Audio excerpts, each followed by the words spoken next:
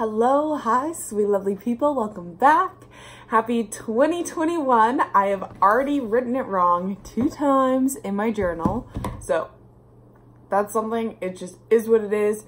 It's always that little like first little flub up of the year where you just keep writing the date wrong, and it's funny when it's like a full-on change like 2019 to 2020 where it's like it's hard to even correct, but is what it is, fine, whatever. I am still in my house coat, enjoying my house coat being. I had a really rough sleep last night, so my hair is expressing that. I think I said to Rob, and he agreed with me before bed, we watched way too much and had way too much screen time over the past couple of days. I got back on Wednesday after being with family, and it's what, Monday today? So it would have been Sunday yesterday. Wednesday, Thursday, Friday, Saturday, Sunday. 5 days of what felt like full-on TV. It was also piss pouring rain for so long. Oh, little baby burp. Piss pouring rain all day long. So we did spend a lot of time organizing and trying to deep clean stuff and get things together that way. I still gotta go. I'm gonna go myself and get probably 3 storage bins should be enough to go to our storage unit and organize things, because when we moved, we weren't thinking of getting storage bins like that, like the reusable totes. We got boxes, and now it's difficult to stack things on the boxes and don't know where anything is. So I kind of want to label stuff, and then I think I might get 4 because I want to get one for my art stuff as well, because I'm moving from the place I'm living in now with my mom into this house, which is Rob's house. So yeah, and you know, we're moving into 2021, and I have a lot of good fortunes. I had a lot of good fortunes about 2020, and all in all, it wasn't a bad year. People keep talking about it being a write-off, but there was so much time for self-reflection and self-growth, and people just kind of took that for granted and said this was a shit year. Why? Because there were social distancing rules? Okay, like, spend some time with yourself. You can still hang out with people, like, don't get me wrong, like, be safe, do your thing. Like, for me, I still hug and kiss people, like, you know, kiss people on the cheek. It's not like but you're still able to go out and socialize and be with people. It's part of maintaining healthy life, is to have social interactions. Bonnie Henry, you completely forgot to mention, Bonnie Henry is our health advisor here in British Columbia. You forgot to mention, when you're talking about health, how important it is for human communication to happen in a social atmosphere. You can't do that online. That is not, the body can't deal with that. So if people aren't working and they're not allowed to go mingle with a friend or two, you close out all the coffee shops so people can't go get a cup of coffee, and it's raining. Where we live in basically a rainforest, right? Like, you can't do stuff like that. There are people who live alone and they don't have anybody to have a meal with. And this is a basic necessity we're talking about. Having a fucking meal with somebody else, enjoying somebody else's company. Yeah, stuff like that really ground my gears, and still is going to grind my gears. But it wasn't honestly a bad year. There was a lot of things that came up, and actually the second entry in this journal that I have right now, this is all the writing that I did. It's about half my journal. So this is the writing that I did from Beautiful Feathers. This is from, I think, May onward. Yeah, May 29th. So basically June onward.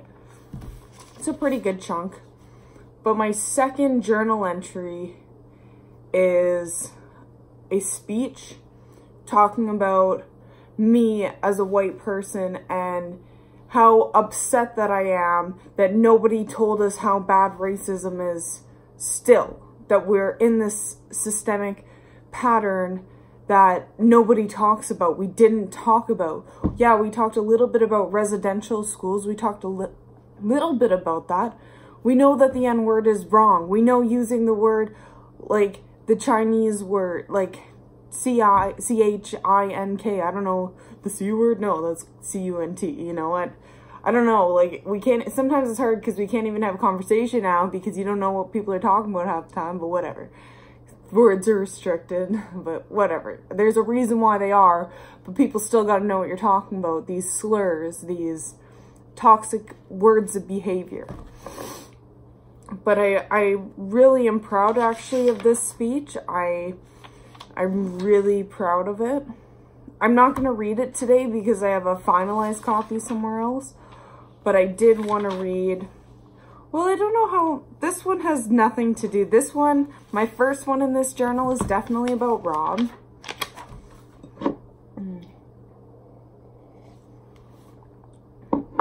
And this one is about me. So my third one in here is about me suffering through this, seeing the pain that I would meditate on this during when sorry, I can't remember, Indianapolis was going on and people were upset and protesting, hey, we want change, we want things to change. And then that kind of sparked fires throughout the rest of the globe. And I was really sitting on it and meditating on it. Like, what have I been complaining about? Like, yeah, I'm upset based on sometimes between me and the other white people, I see myself as less privileged. My parents weren't together. My parents didn't have stable jobs. Well, one of them did, but they split up. So I live with the one who who worked 2 jobs. Single parent working 2 jobs. And then my other parent, who my sibling lived with, it wasn't a good dynamic. It was very toxic of a dynamic. And I look at other people who are my age now and they're living in their own homes. How the fuck do you have, how are you paying a mortgage? How the fuck? Like, that is disgusting to me. That's so frustrating. Like, you've never worked a job. I've never seen you work a job. What do? You're a freelancer? You're a photographer? You do online blogging? What? What? Like, don't get me wrong. You can do these things and still be successful. But these people are 22, 23 years old and they have a home. That bothers me. So yeah, and sometimes in the spectrum, I feel like I'm underprivileged, but I guess on a global scale, because of the body that I'm in, I'm foreseen as privileged. And I've taken some time to really try to understand it and think of my inner talk, and this is what my third writing is about. And then my fourth one, this is the last one, but I was at the Black Lives Matter rally here in our community, and I just sat there and occupied space with everybody and listened to other people's stories. And I heard this one story that really touched me. It was this older gentleman. He was probably in his 40s. And I think he was a writer. He'd done some things like writing or maybe landscaping. I don't know. But his son was up there with him behind, and he's got his hood up and everything, just like, fuck dad, why'd you bring me up here? It's kind of like what it looks like the mentality is. But he's up there anyway as support, and the dad's talking about all kinds of stuff and his story. And he said, you know, most people have the talk with their kids about puberty and having sex. I had to have a second talk with my kid that my dad talked with me about. And that's, if the cops pull you over, if the police pull you over, you do everything they say. And I just sat there in my thoughts and fucking imagined that. I envisioned it. I imagined that feeling, that fear. And he's like, my son can't just walk around with his hood on like this. He's looked at like a vandal, like some kind of mischief character. Like, then you see other kids with less color, less pigment in their skin, and they can wear whatever they want and it's fine. We don't get the same perception, but because he is a person of color, the color of his skin that he did not get to choose, he is labeled as such. And it really, really, really made me feel, and it was really good to sit. But if you ask me, I think that was one of the better things that had come out of this year, in my perspective, was somebody telling me, multiple people telling me, hey, this is going on. And I was able to expand my knowledge and read what was going on in something that I actually care about. People for the people. People matter. We work as a collective. When one of us, we're all this universal network where we all connect and we all matter. And that's my biggest goal in life, is people for the people.